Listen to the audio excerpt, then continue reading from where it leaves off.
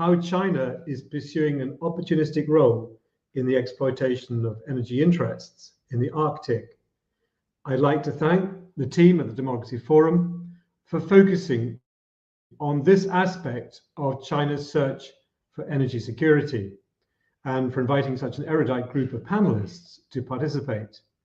I look forward to hearing their individual contributions and to the discussion that will follow under the moderation of Humphrey Hawksley. Our thanks as always to him for agreeing to chair the proceedings today. Joining the Arctic Council, albeit with observer status only, in 2013, China launched its Arctic strategy in 2018, declaring itself, I quote, a near Arctic state, although its northmost provincial capital, Harbin, is on the same latitude as Venice. Despite lacking sovereignty over the continental shelf or coastal waters of the Arctic Ocean, it has nevertheless identified specific interests it wishes to pursue, thus building on President Xi's ambition for China to become a polar power.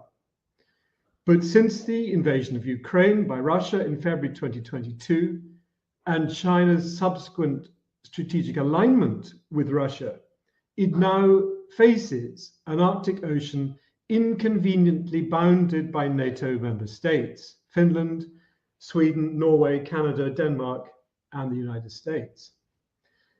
Over the last 2 years, however, despite the obstacles restricting its plans to become a polar force, China has emerged as the key player in the Arctic energy market.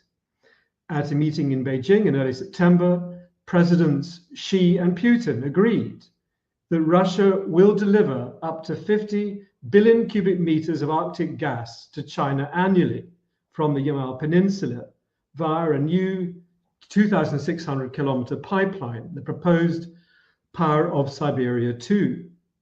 If the pipeline materializes, China could be importing over 100 billion cubic meters annually after 2030, accounting for 20% of its demand for gas.